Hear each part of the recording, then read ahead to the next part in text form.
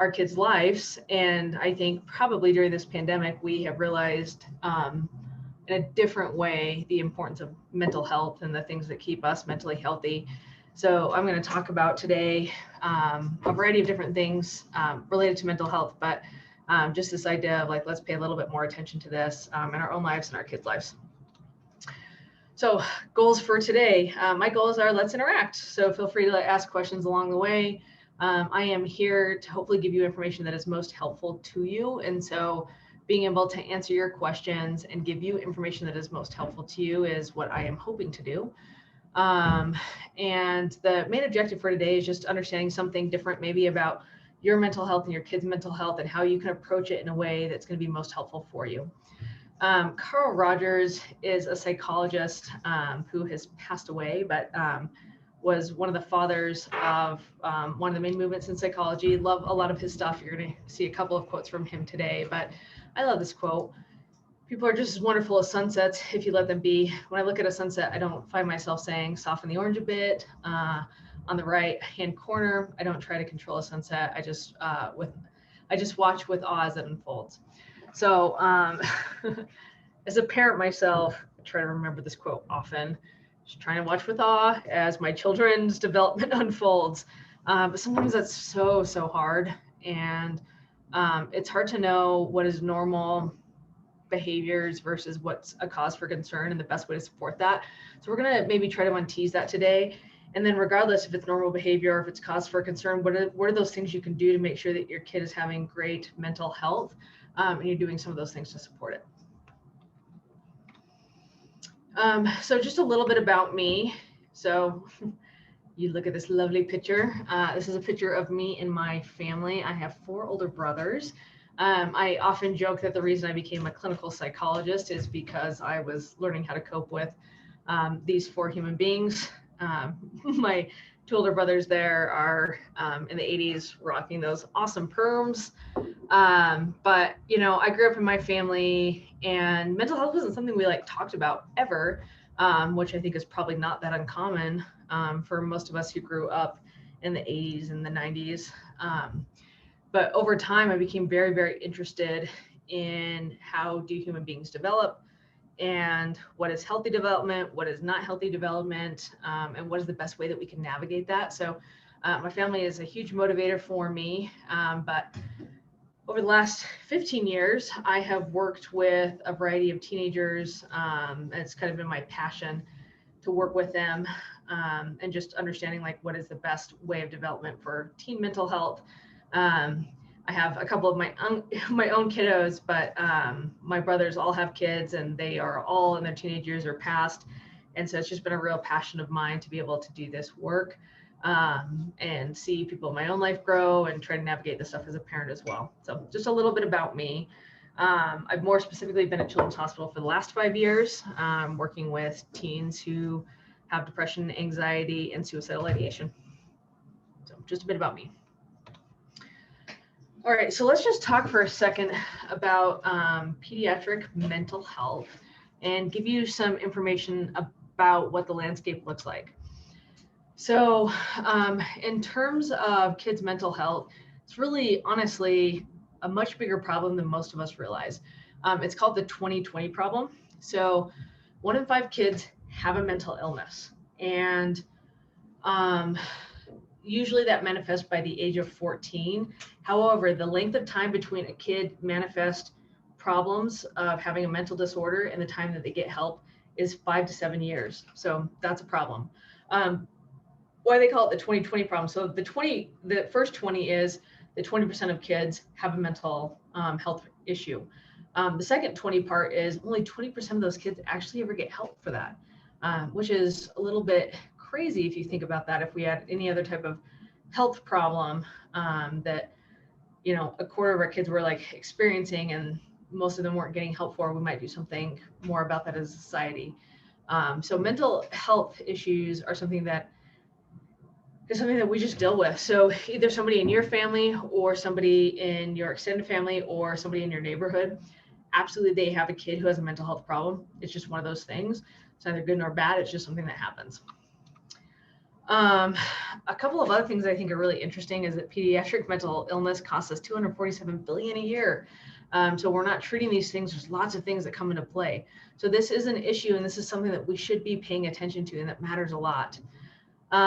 If you think about this, a lot of times people wonder kind of like, what are the biggest problems? So if you had to guess, what do you think is the #1 mental health problem among tweens and teens today? And go ahead and throw it in the chat really quick. I'll give you like 1 minute.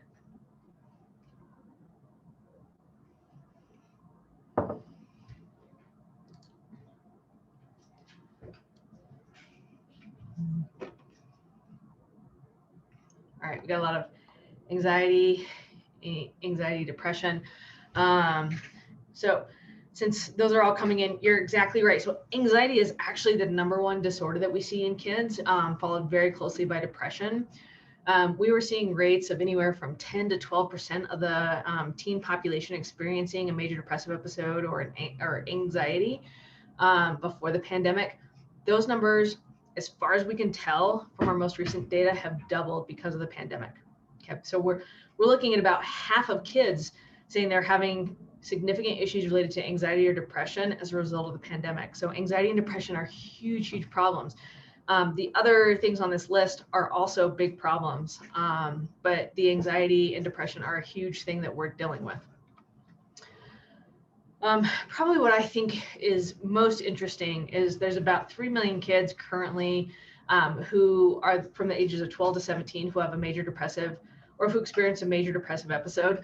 What that means is for at least a 1 week period during 6 months, for the majority of the day, they have showed significant depressed mood, irritability, sleep, appetite problems, feelings of worthlessness, thoughts of suicide, and not really enjoying activities they once enjoyed. Okay, so we've got a ton of youth who have experienced that, but this is misdiagnosed in almost 75% of adolescents. So we're missing this a lot and attributing it to different things. So there's a bunch of things that are associated with anxiety and depressive disorders. These are the top 4. So if your kid starts doing really, really badly in school, or they have a history of having a hard time in school, very associated with depression, anxiety. If you notice there's something that's not going right with their relationships, or they seem to be withdrawing from relationships, also substance abuse, and those things are probably tied together. Either they start with substance abuse and it leads to depression or anxiety, or they're feeling super depressed and anxious, so they're trying to self-medicate. And then finally, we see that if your kid has a chronic physical health problem, be it something like migraines or a GI issue, we see anxiety, depression crop up. So these are the things that are associated with it. So the #1 thing I have parents ask me is, how the heck do I determine what is normal teenage behavior and what is not? So here's a listen to this. Probably not super easy to see on my screen, but just want to talk to you about this and go through each of these. So in terms of what we think is like normal teenage behavior, we tend to think, well, we know that teens are going to want to have some type of autonomy. That's a positive and good thing. And so what we're going to see is that they're going to want to spend more time with their peers and less time with family. But if you have a teenager who is like refusing to spend time with their family or completely like shunning their friends, that is a cause for concern. We do not consider that normal teenage behavior. If you have a kid who has a hard time getting up for school, but you can like pull their butt out of bed and they actually get there, that is pretty normal. But if you have a kid who's like, just, I will not go, and completely shut down, that's a problem. Sadness, anxiety following fights or breakups, that's completely normal. And we would expect that to correct itself probably after a week, 2 at the max. If it goes more than that, then that's going to be a problem. That's an indicative sign of more mental health problems. Worrying about physical appearance and trying to fit in, completely and totally normal. But if you see a sudden change over exercising, a major change in their diet, that's a problem. If you have a kid who's going from happy or joyful, I'm looking at quotes here, and I'll get to this question really quick. I appreciate it.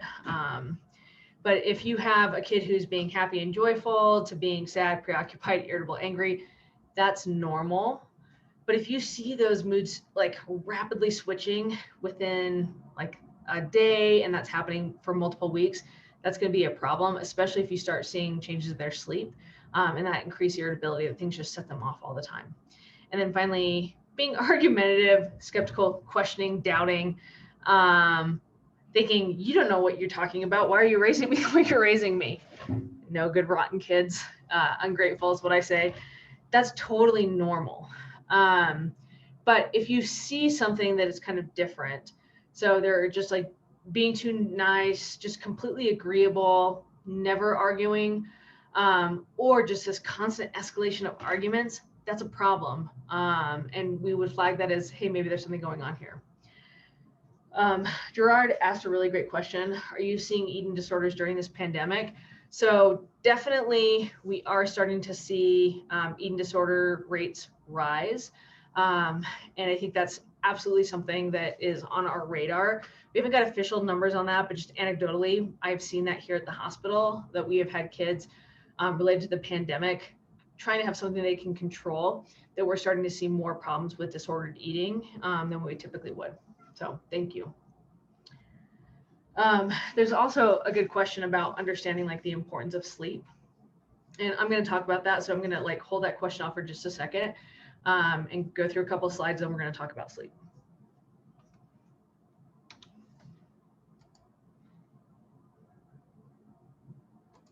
All right. So in terms of all of this, we know that there are problems out there and we want to support a kid's mental health. So how do we do that? So one of the things that, so I'm a dialectic behavior therapist. And so I'll just completely like put up my bias out there. I think it's an awesome type of therapy. It's called an acceptance-based therapy. And what that means is we're not necessarily trying to like lower symptoms of depression, anxiety. What we are instead trying to do is increase behaviors that move us towards our values and towards the things that matter to us in life. So rather than saying you have to get rid of your depression and anxiety to be happy, you can have depression and anxiety, experience that, and still do things that you enjoy in your life. So that's the idea of DBT. So DBT is very much about like, if you reject pain in your life, you're just going to have suffering. But life has pain in it. So how do we cope with pain in a way that allows us to move forward and be successful? So I love this quote. At some point, you just have to let go of what you thought should happen and live in what is happening. Man, what a good quote for the last year, right? So I'm going to talk about a couple of different things that go into DBT and give you what I hope are very practical tips that you can take home and start practicing in your own life, as well as with your teenagers. So in DBT, the idea is to start raising your awareness that we have 3 different mind states. And this is, you are either in reasonable mind, you're either in emotional mind, or you are in wise mind. You can replace the word mind with the word awareness. So you're either aware of your rational thinking, your emotional thinking, or your wise thinking. But in reasonable mind, it's kind of think. In emotional mind, it's feel. And then in wise mind, it's know. And we're trying to get kids and parents to a more wise mind space. So I'm going to give you a couple of examples to talk about like what this actually looks like. So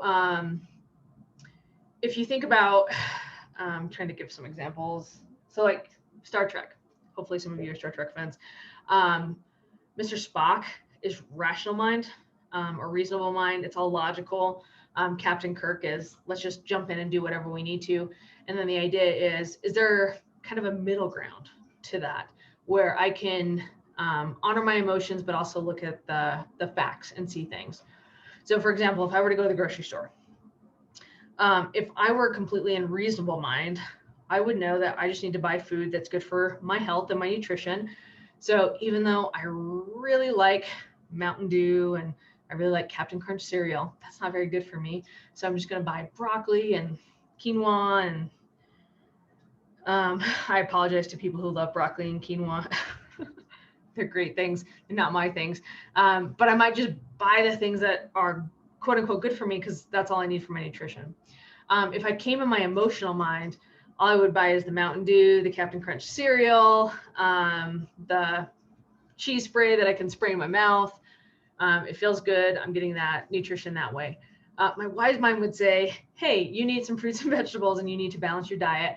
And it's absolutely okay for you to grab like a Mountain Dew or something else, or some Captain Crunch cereal to have kind of a middle ground. So we want to just be in that like middle ground space. So I always think this is really helpful to teens and to parents, thinking about where was that thought coming from? Was it from reasonable mind, emotional mind, or wise mind? Most parents default towards rational mind. They think it's the superior way to go. And if you try to talk to somebody who's an emotional mind, which most teens are, from a rational mind, it will never make sense to them. You're just going to fight. But rational mind is not always what it's cracked up to be. So if any of you have ever seen The Big Bang Theory and Sheldon, he's a perfect example of rational mind. Just looking at the facts and going to extreme rational thinking is not always the best way to like maintain your relationships. So just keep this in your mind. Am I in wise mind? Am I honoring both? Is my teen in emotion mind? And am I trying to like hit them with rational thoughts? It's never going to work. So thinking about where you are, and we're trying to get to that wise mind where we think about facts, but we also honor our feelings and we move forward. So we're not reacting, but we're reflecting. Okay, so I'm going to talk to you about 4 different skills today in the next 25 minutes. And hopefully you can take something home from each of these that's going to help you. But DBT is based on this term of, it's called dialectic behavior therapy. And the reason it's called dialectic behavior therapy is because it's focused on dialectics. And a dialectic is a very fancy philosophical term that means 2 opposites can be true at the same time. So for example, you've probably loved somebody and hated them at the same time. You've probably been happy and sad at the same time. Dialectic behavior therapy is built on the assumption that all of us are doing the very best we can right now. So I just want you to think about that. If you have a teenager or a tween or a young kid, and there's something that's frustrating you about them, just remember they are doing the very best that they can.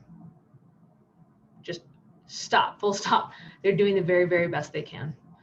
And that's very important. As a parent, you are doing the very best you can. So that is true.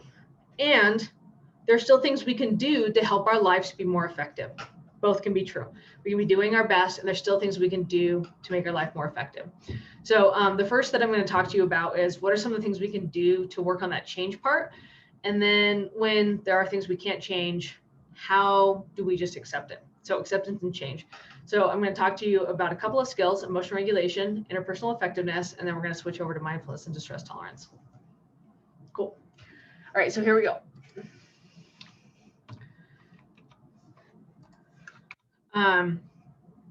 So what can we change? So this is a really, really important lesson that I learned many years ago. I'm going to give you a quick anecdote. So there were these 2 people who were friends. They decided to become business partners. One of them had a truck, and they thought, hey, we know a farmer who sells watermelons. We're going to go buy watermelons from that person, go out to the county line road and sell those watermelons. So what they ended up doing is going and buying watermelons from this farmer. They bought them for $1 a piece. They drove out to the county line road and they sold the watermelons for $1 a piece. So it didn't take long for them to be like, wow, this is like a super ineffective way. We're not making any money. We need to do something different. So they sat and they thought, and they're like, hey, what can we do different? Well, they got to thinking about this, and the one partner says to the other, hey, I know what we can do different to change our business. We need to buy a bigger truck. It's a good thing I can't see you all because there'd probably be eye rolling and sighing. Probably as good as the jokes we're going to get today. This is such a stupid story, right? But it's one of my favorite stories, and this is why. Buying a bigger truck is completely insane. Not only is it not going to solve their problem, they'll actually lose money. They'll have a bigger truck payment. They'll have to pay more in gas. It's not going to work. What instead, obviously, they need to do is just change the price of the watermelons. So this is kind of the thing I'm going to encourage you today. To improve your mental health and your kids' mental health, it's not about doing more. But oftentimes we approach a problem like, if I just do more, it's going to get better. And that's not the case. We don't need to do more with our kids. We don't need to do more with ourselves in terms of mental health. We just need to do like slightly different. And slightly different can make a huge impact. So just as one more example, if I got on a plane for at LAX and I was headed to New York City, and the pilot changed the course of the flight by just 1 degree. So he took off and the flight was changed by 1 degree. I would actually end up in Washington, D.C., even though it was just 1 degree. So you make a very small change and do something different, and it will take you somewhere totally different. So something I want you to think about. All right, so here we go. So the first skill I want to talk to you about is emotion regulation. All right, I want you to look at this wheel, and I want you to think, what are the things that I felt today? If you have a piece of paper, go ahead and write it down. I'm going to give you 1 minute to do this. You didn't feel just one thing today. You probably felt many. What are some of the things you felt today? Feel free to throw them in chat so I know that you're still there. I'm not just talking to myself.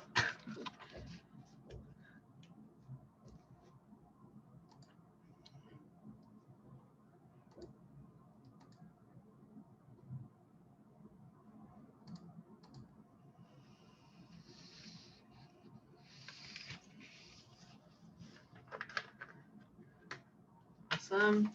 Okay, so we've got from worried, love, anger, disgust, overwhelmed, humor, irritation, frustration, happiness. Okay, we've got a lot of different emotions that are happening. So really quick, I'm gonna keep throwing those in there. This is an interesting thing. Emotions don't last forever. We feel many of them at once. Sometimes though, we're only aware that we're living in one part of the wheel. Most of our kids have a very small emotional vocabulary, which is a huge, huge problem. The reason this is a huge problem, most kids are like, I'm tired, or I'm frustrated, or I'm mad. Like they have like 3 terms. One of the things we know from neurobiology is that if somebody can name the emotion that they're feeling in a given moment, the intensity of the neural networks that fire in their brain actually slow down and they get less intense. It's called name it to tame it. If you can name what you are experiencing and say, this is how I am feeling, it actually reduces the intensity of that emotion. So first of all, emotion vocabulary is very, very important. The second thing is this. All right, so here you go. Here, I was angry today. This is an emotion, but that emotion doesn't live by itself. And I apologize. Wish we were in person to make it easier. This emotion lives in a complex world. So over here, these are the things that I feel inside my body. So when I'm angry, my stomach churns, I get red in the face, my muscles tense on the outside. So this is kind of, so on the inside and then on the outside, I've got furrowed brows. I've got urges. I want to scream and yell at people. I want to run into somebody's car. And then I have behaviors. This is how I actually act. That may or may not be consistent. In addition to that, I have thoughts and I have feelings. But one of the things that most of us don't know is that up here, outside of our huge emotional experience, depending on how we slept and what we ate, will directly influence how we moderate our anger. So something that happened way before we ever got emotional is going to directly impact us. So what I think is fascinating, they've done a ton of research about this and looked at a variety of different things. For example, judges who have skipped lunch, who are delivering sentences to people who have broken the law, they end up giving much more severe sentences and offering parole less often when they don't have lunch. And they control for all of their conditions. So they look at prisoners with the exact same records who've done the exact same things, and they've held those all constant, and they've looked at this across a variety of different judges in a variety of different geographic locations. And the only thing that is different is if the judges had lunch or not. So if we eat or if we sleep, it changes the way that we make decisions. So it's incredibly important. Jacqueline, yeah, they should make it illegal to skip lunch. Oftentimes, if, you know, I've had to go to traffic court twice in my life, just gonna be honest with you all, a little bit of a speeding problem. And I always try to make sure that I get my court appearance in the morning. because it makes a huge, huge difference. Same with your doctors, same with everybody else in your life. Is super, super matters. So first of all, the best thing you can do with your kids is, first of all, talk about, what were the things that you felt today. So sit down at dinner and what were the things you felt today, and don't use the same words. If you Google emotion wheel, you can get thousands of emotional adjectives. Start building your emotional vocabulary, put one up on your fridge, and ask your kids to build theirs. That's the first thing. Get them to do that. The second thing is you got to eat, you got to drink water, and you got to get sleep in. It's huge. So this is Maslow's hierarchy of needs. It's a very famous concept in psychology. But the idea at the very, very bottom is our physiological needs. These are deficiency needs. Your kid is not going to have motivation to do anything unless these are met. Most kids are severely underhydrated. So just getting your kid to drink more water and you to drink more water, that would be where I would start. Making sure that meals are good and sleep are good. I feel that the majority of mental health problems would be eradicated in our world if we just improved our hydration, our sleep, and our eating. So, so important.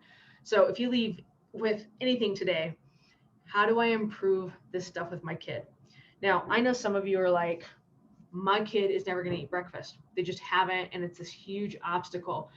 Again, let's look at the 1 degree change. Try not to focus on, I have to get them to change all the things. Just try to do something small. So if you can do something small, what I would recommend is try to get your kids to eat breakfast, and for you to eat breakfast, even if you're not a breakfast eater. It's so important. And the amount of glucose in our body has a huge impact for how we regulate our emotions. The second thing is, if possible, try to eat 1 meal together each day.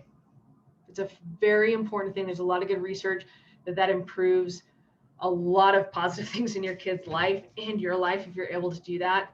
If you're just thinking like, my work schedule or my kid's schedule doesn't allow that, can you do it 1 day a week? Can you just do one thing? And you don't have to do it all perfectly. So stop trying to do it perfectly. Just what's one thing you could do to increase your nutrition and your kids' nutrition?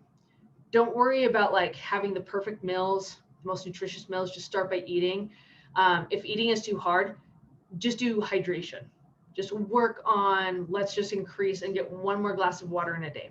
Okay.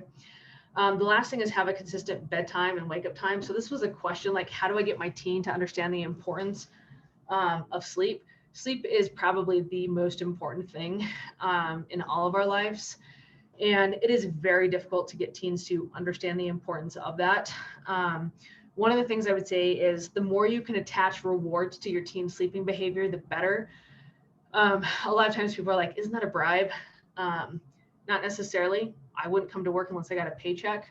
My employer's not bribing me. It's just an incentive to keep doing what I need to do. So whatever that looks like, if your teen is able to go to bed at a consistent bedtime or get up at a bedtime or a consistent time for 2 or 3 days, giving them some type of reward. Maybe they can pick the movie that you watch that week. Maybe they can pick the dinner that you have that week. Whatever it is, it's really, really important. To the extent possible, try to limit screen time an hour before bed. Try not to have your kids sleep with their phones. If you've been doing that for a long time, that's a hard thing to change. If your teen is amenable, I always say family challenges are better. So rather than saying, we're going to stop this, you can't have your phone anymore, we're going to say, okay, let's go for a week as a family and see if we can all put our phones away and not have them at nighttime. And then let's just talk and see how that goes. And if we meet that goal as a family, this is the reward we're going to give ourselves. So try some of those things. But sleep is so, so important to your kids. So try to pick one thing to improve with sleep, either a consistent bedtime or wake up time. Probably the thing that I found the most difficult about the pandemic as a therapist is that kids will get up on at a certain time on days where they're online versus when they're in person, versus when they're on the weekends. And the more you can just say, regardless of whatever day it is or what's happening, this is when we get up, the more important it is. So it's hard to regulate our emotions, but if we can just work on sleep, eating, and hydration before any big emotion happens, all of us are going to do a better job at it. So that's kind of one of the things I want you to take away from emotion regulation. All right. So with that, the next thing I'm going to talk about is interpersonal effectiveness. So I'm going to show you a very short video. We're going to talk about the best way to talk to your team.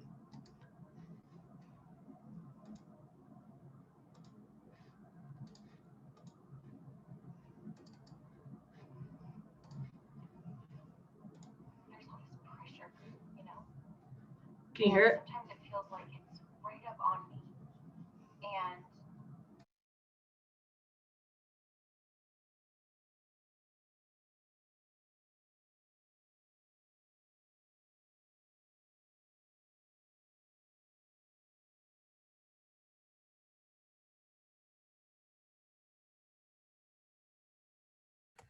you have to stay unmuted, Jenna, for us to hear it. Thanks all. Try it again. Here we go. All right, so I apologize for those of you who that was hard to hear. I'll give you kind of a brief summary about that.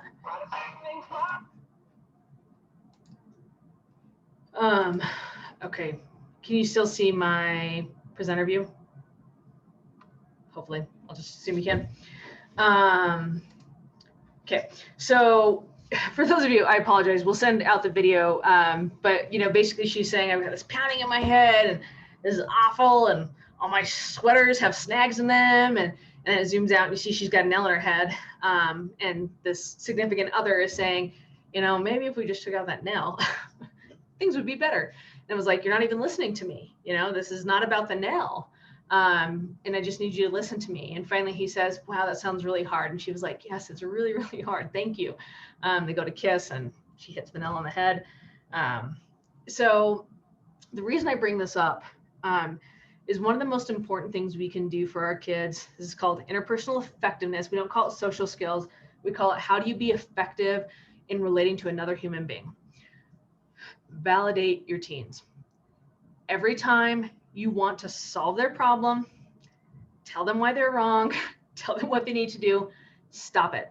It's called the righting reflex. And as human beings, when we care about another person, we want to do it. I went to school for 8 years to learn about my righting reflex so I could be a therapist and just stop doing it. It's so hard not to just solve somebody's problem.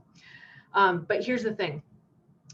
If you tell your teens, hey, this is what you need to do, you shouldn't be that upset because you broke up with this person. You're going to have a lot of relationships in your life. Or maybe if you just talk to your teacher instead of like be upset about these things, you know, things would get better. What they're going to do is shut down. They need to feel understood. They need to feel listened to before they're going to be open to anything you have to say. And it's so hard for us to stop either A, wanting to fix it or to give context or an excuse for something, but that just brings up people's defensiveness. And if we were in person, I would do this activity. I would put up my hand. I would ask one of you to put up your hand and I would push against it. And inevitably, I've done this with like 1,000 different people. Inevitably, if I pushed against your hand, you would push back against mine, even though I didn't tell you to do that. When we feel like somebody is pushing us, we will always push back. Your teens will always push back. So you want to validate them. So instead of telling them how things are right or what they need to do, just listen to them. What are they feeling? What are they thinking? It sounds like, you know, it sounds like you're feeling this. It sounds like this is hard. How can I support you? I hear what you're saying. Explore with them what they are thinking and help them process that to feel understood before you hit them with problem solving. Doing that will make a huge difference in their life and will make a huge difference in their mood symptoms, but it's super hard to do. And just because you validate somebody doesn't mean you agree with them.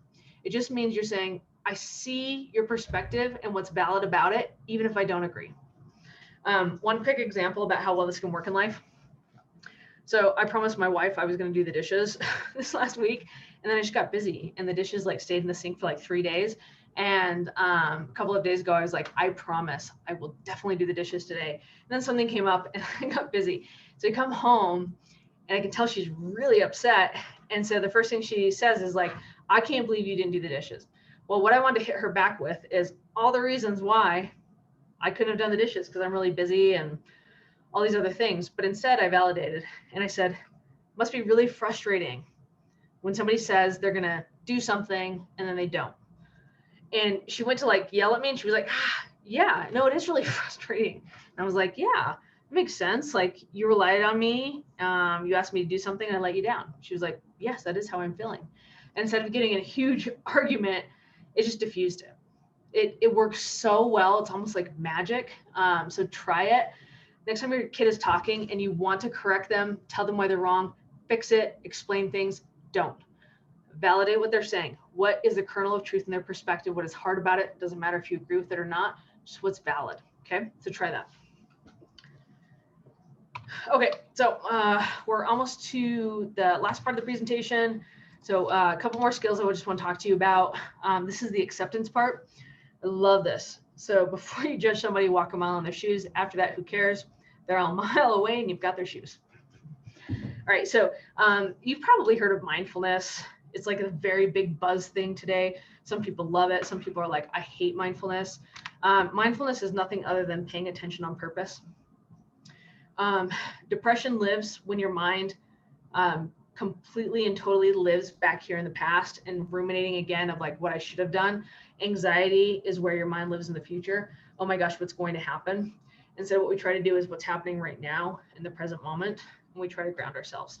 So I'm going to give you 3 different skills, and then I'm going to go into Q&A to hear from you all. So again, mindfulness is nothing more than paying attention on purpose. Probably a lot of you, if you've heard of mindfulness, people tell you to focus on your breath, just breathing in and out. There's a ton of different ways you can be mindful. You can draw mindfully, you can eat mindfully, you can walk mindfully. But most often we talk about and we teach you mindful breathing because no matter where you go in your life, you always have your breath with you. So just simply even noticing breathing in and out and doing that for like a 1 minute time period can help restore cognitive clarity. There've been some cool research projects on that. But mindfulness is just paying attention on purpose. So these are 3 skills that help you get into that present moment when you are in crisis for you and your team. These are called the tip skills. So the tip skills are not when you are in fire, but you are on fire. So you're very distressed.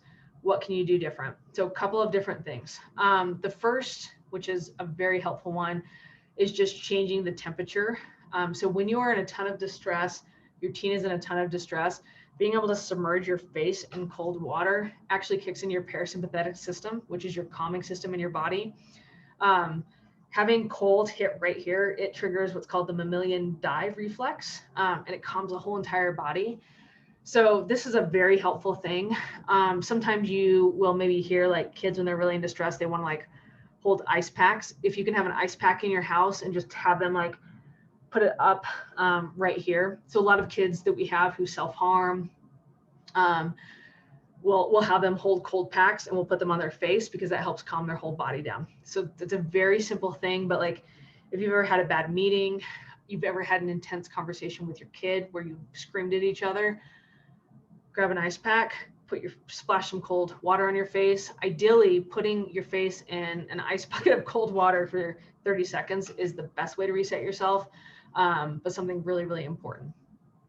So that's the first. The second is intense exercise, ideally for 20 minutes, but these are things like jumping jacks, push-ups. These things reset the body's physiology, so it helps calm us down so we're not in that level of distress, which is a really important thing. And then the final is paced breathing with muscle relaxation. So muscle relaxation is essentially going through the different muscle groups of your body, tightening them and releasing them. So this is going to help, again, this is all physiological. It's going to help kick in your relaxation system. So even at night, like if you can't sleep, curling up the balls or curling up your toes into balls, pushing your knees together, tightening your stomach, clenching your fists, letting them go, all of that helps you calm your body down. But paced breathing is a really important one. So paced breathing is essentially doing what we call count breathing. It's breathing in for a certain number of counts, holding it for a certain number of counts, and then breathing out for a certain number of counts. So I'd like for you to just try this with me now. We're going to do paced breathing. Here's the key. This is a cool one just to even say like to your kids, like, hey, I learned this new skill today. Let's try this tonight at the dinner table. And they might roll their eyes, but that's fine. Like they can try it. So the key to paced breathing is you always have to exhale longer than you inhaled. That's what kicks in your parasympathetic system in which is the calming system of your body. So I'm just going to take us through like a 4 count of paced breathing. So go ahead and feel free to just breathe normally. And then I will tell you kind of like breathe in, hold, breathe out. So start breathing, just notice your breathing. If it helps, feel free to close your eyes. Okay, and then on your next in-breath, I want you to breathe in, 1, 2, 3, 4, hold, 2, 3, out, 2, 3, 4, 5, in, 2, 3, 4, hold, 2, 3, 4, out, 2, 3, 4, 5. Okay, so we could keep doing this. There are apps for paced breathing. There are YouTube videos for paced breathing. There are a lot of different skills for paced breathing. Paced breathing is one of the most effective things when you're feeling very overwhelmed, very anxious, very depressed. It will help reset your body. That's completely and totally helpful. So those are the tip skills. Okay, last thing I'm going to talk to you about, and then we'll go to Q&A. This is the final one, which is radically accepting reality.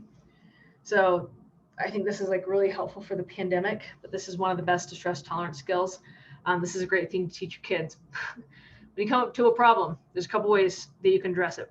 Solve the problem. If you can do that, always do it. If you can't solve it, change how you feel about it. That's another great one. If you can't do that, then people tend to either make themselves stay miserable, make the problem worse, or radically accept it. So for example, pre-pandemic, traffic in Denver, really hated it. So can I change traffic in Denver? No, I can't. Can I change how I feel about it? No, I tried. I can't. I'm gonna always be annoyed and angry that it takes so long for me to get home from work. It seems ridiculous to me. Can I stay miserable? Absolutely. I can complain about it every single day. I can be mad about it every single day, even though I know it's going to happen. Can I make it worse? Absolutely. I can honk at people. I can flip people off. I could rear end somebody. Or I can radically accept it. Radical acceptance means acknowledging reality for what it is. There's traffic every day. There's nothing you can do about it. It's an annoyance. So can you accept that and just be with it? And so that's what I try to do each day. Okay, I'm just going to listen to this podcast. I'm going to use this time to talk to my kids in the car. And rather than getting worked up, I just radically accept it. One final example is my wife. So everybody's where they are in the pandemic about masks. And that's neither good nor bad. I radically accept wherever you are. My wife really gets annoyed when people don't wear masks or don't wear them the correct way. So we've been in this for about a year. And she's the one who goes to the grocery store every single Saturday for us. And I stay home and watch the kids. Every single Saturday she comes home and she complains because she sees somebody who's not wearing their mask or wearing it the right way. And she's just so angry about it. So finally I just said, hey, can you fix it? Like, could you say something? And she's like, well, no, I don't want like somebody like attack me. Can't change how you feel about it. Totally staying miserable. And so it was like, could you just acknowledge you're going to go to the store and people are going to do different things. There's nothing you can do about it, but you can wear your mask and just let it go. And so kind of shifting to that mindset. So again, helping your teens and yourself. Can we solve this problem? Can you change how you feel about it? Are you staying miserable? What would it be just like to accept this completely, that this is reality, and just make peace with that? All right, so with that, I'm going to go to the last slide, which is questions, comments, or compliments, taking them all today. Thank you so much for your time and attention. Sorry, that's a ton of information, but hopefully some of it was helpful.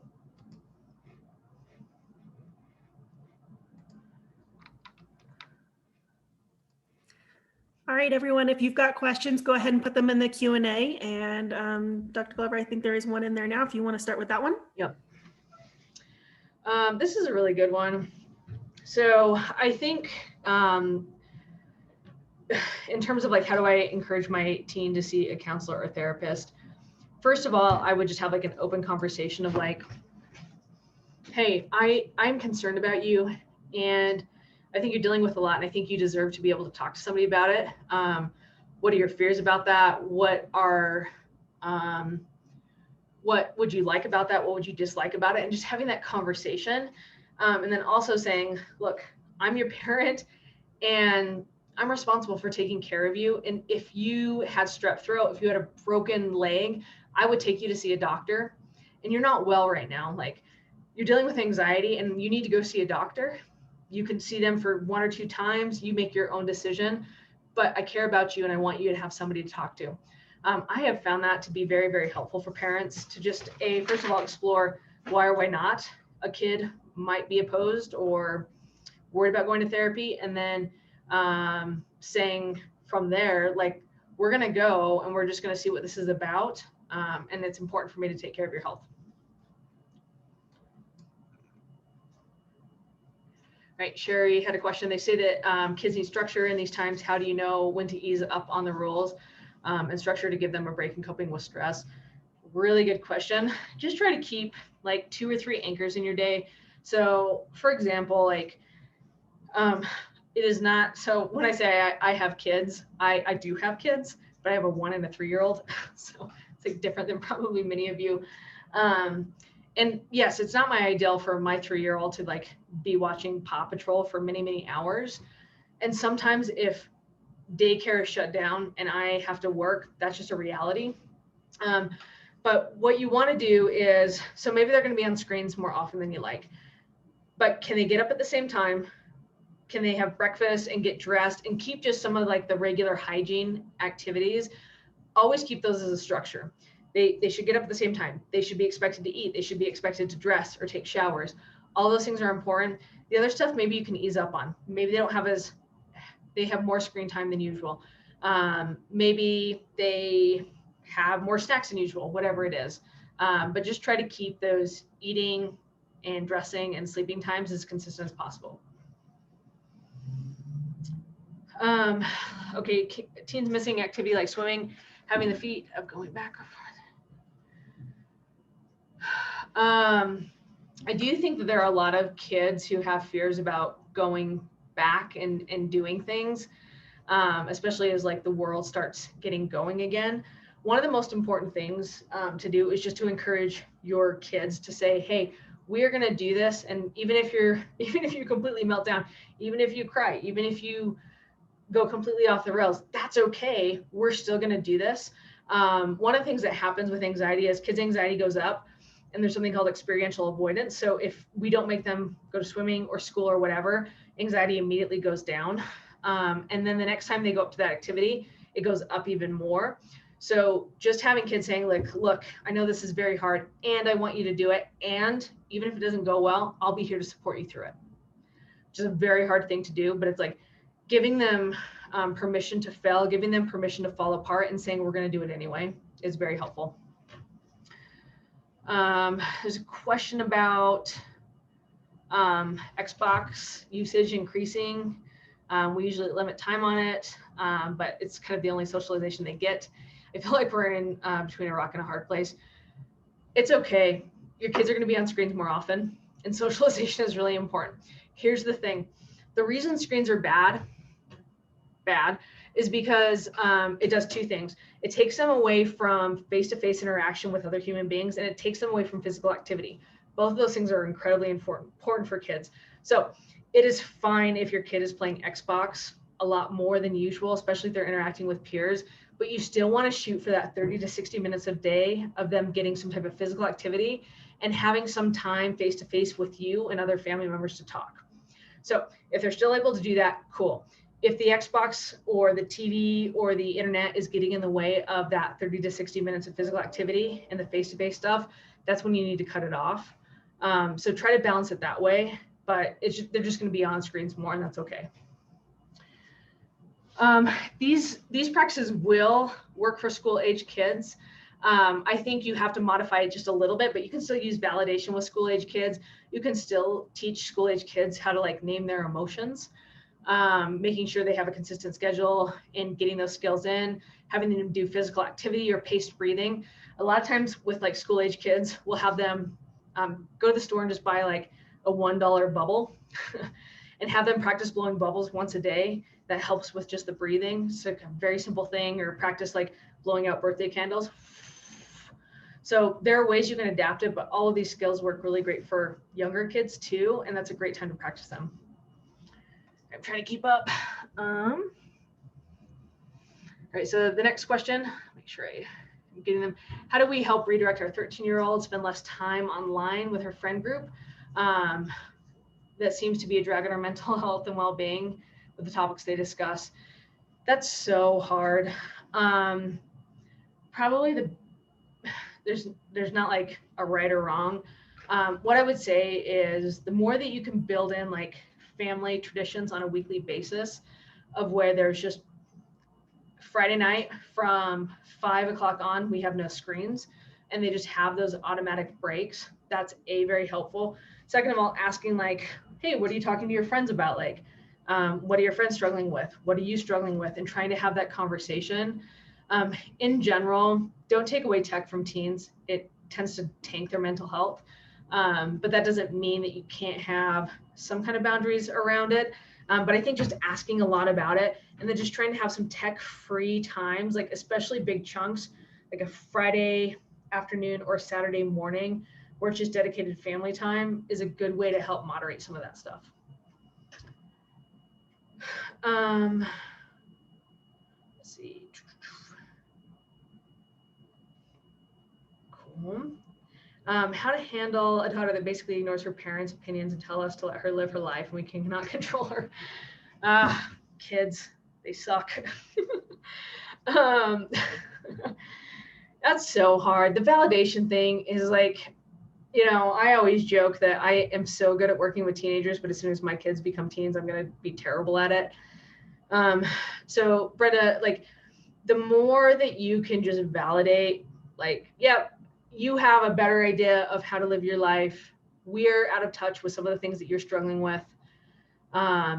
We don't know exactly what you need. Like being able to do that validation is a really helpful thing, rather than like getting in the tug of war. And what I have found is like, if you can validate for a while, you can also then say, I wonder like if you'd be willing to like hear my perspective on this. And oftentimes teens are, but you kind of have to double down on validating a lot. And which I know is very hard, but it's kind of like, well, if arguing or telling them something different isn't working, what else do you have to lose? So that's what I would say. All right, so my 16-year-old used to be an honor student this year with hybrid learning and health issues. Her grades have plummeted.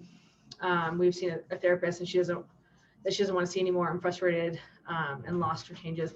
So I think, Allison, you are not alone. I have several parents who had kids who were excellent students, and they're just not anymore because this is not a good format for kids to learn in. So I think, first of all, it's great that you got him to a therapist. If it's not working with that therapist, see if they'd be open to changing to a different therapist and just trying that out. The number one predictor of success in therapy is feeling like your therapist understands you. So for all of you out there, if you take your kids to a therapist and they don't like the therapist and they give it like a really honest try, feel free to tell the therapist, we need to switch to another therapist. That's totally okay and good. So just try that as a starting point. The second thing is that kind of radical acceptance. So right now, this is not a good format for you to learn in. It's not always going to be like this. What do we need to help you get through this so you can do the best you can? And then knowing like in the future, there are things that we can do that are going to get you back on track. But that is such a hard one. I don't have a great answer for it. So I think taking care of mental health in other ways is really, really important. And being patient and just radically accepting that there are a lot of kids who are not doing well, that I think college admission standards are going to change in the next year or two because of the pandemic. What we do in education is going to probably change to address where kids are. But that is a very, very hard one. And I don't think we've probably caught up in education or mental health to that. Thank you. I know we're close for time, but I have one question in the chat that I wanted to get to. Someone mentioned that they have 2 ADHD tween teens who lie incessantly about electronics in school, and they've tried different ways to deal with the issues and the lying, and if there's any thoughts to deal with ADHD and lying specifically, if that's not too off topic. Yeah, no, it's not. I'm going to try to give you the best answer I can in 2 minutes.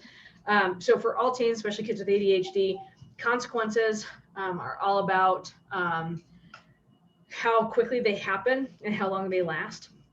And so my favorite technique is called job card grounding. Go ahead and Google it. It's like my go-to for all teens. Essentially, if your teen does something and breaks a rule, take something away that they love, like their phone, and then you have them pick a job card, one job card. A job card is like scrub the toilets, detail the car, shine my shoes. As soon as they do that job card, they get their phone immediately back. Okay. This is hard for parents because sometimes your kids do things and you're like, I don't want to give them their phone back after they did something. They took them 20 minutes to do that chore that they don't deserve it. The problem is, especially with kids with ADHD, they have temporal myopia. They can't see past this moment. So saying you're grounded for a week, we're going to take this away for 2 weeks, that completely does not work for them because now they just have to figure out, how do I get access to what I need? Because there's no way I'll ever get it back. So do very time limited, do it immediately, and say you lose your phone, you will get it back as soon as you do this chore. As soon as they do the chore, give it back, even if it burns you to your bones. The important thing is they had a consequence. It was unpleasant, but it was in their control and not yours. So now they get to do it. So if it takes them 3 weeks to do the chore or 20 minutes, it's completely in their control. So for those of you who are looking for something to get out of the struggle with your kids with discipline, do job card grounding, Google it. There's good instructions online. It is one of the most effective things for teens. Parents have a very hard time getting their heads around it because, again, your teen does something and you're like, I cannot like let them off so easy. It's not about being right. It's about being effective. And that's a very effective method. Well, we're coming up at 2 o'clock, but I do see a couple, like 3 last questions in the 3 questions in the Q&A. Do you want to hit those and then we'll call it? Sure. What are they? I'm trying to find them. Let's see. Yeah, if you hit the Q&A button at the very bottom. It's very hard to get teens to talk, so just keep trying. Ask open-ended questions like, what was something interesting that happened today? Look for, like, if you Google like interesting questions for teens, like come up with those and make that like a standard at the dinner table that everybody has to answer at least 3. Sometimes with my kids, not my personal kids because they're 1 and 3, but the teens I work with, I'll set a timer and say, I'm going to ask you a question and you have to talk for 1 minute straight and I won't stop bothering you until you do that. So sometimes that's a good way to get them rolling. So come up with like a fun question and then say, you have to talk for at least 1 minute. If you do that, then I'll leave you alone. Okay, I have a perfectionist who's dealing with letdown a senior year and motivation. Her grades have dipped because she won't let them, but her coping skills have decreased also. I think, again, talking about like with your kids, that idea of radical acceptance. So Stephen Covey has something really good. It's called area of influence and circle of concern. Circle of concern is out here. This is all the stuff that like impacts us, but there's nothing we can do about it. And in here is the area of influence, what we can actually do. There's a ton of stuff in our circle of concern, like the pandemic. So sometimes sitting down with your kids and drawing that circle out and saying, what are all the things that affect you that you can do nothing about? And how is that for you? And this is what it's like for me and what I'm dealing with. And then based on that, like, what can we actually do? And how can we focus on that can be helpful? All right, last question. Do you have any recommendations on where to go for further support with raising a teen, a favorite book or podcast? I really like Dan Siegel. He is a psychiatrist. He has a book. I'm going to get it wrong. If you Google Dan Siegel, I think it's called Mindstorm, and it's all about the teenage brain, how they do attachment, how they do life. I think it's excellent. Would absolutely recommend his book. All right, well, I think that's all the questions for now. So thank you again to Children's Hospital Colorado for giving us the opportunity to learn about teen mental health. I know that I learned a lot for teens, but I know that I can apply them to myself and my family as well. So thank you so much to Dr. Glover as well. I have recorded this presentation and I'll have it available on our website at hrcaonline.org/virtual events within the next 48 hours. I'll also email the link with the recording, and if Dr. Glover lets me, I'll send that slide deck as well. Thank you all for joining us today, and I hope you have a wonderful afternoon. Bye.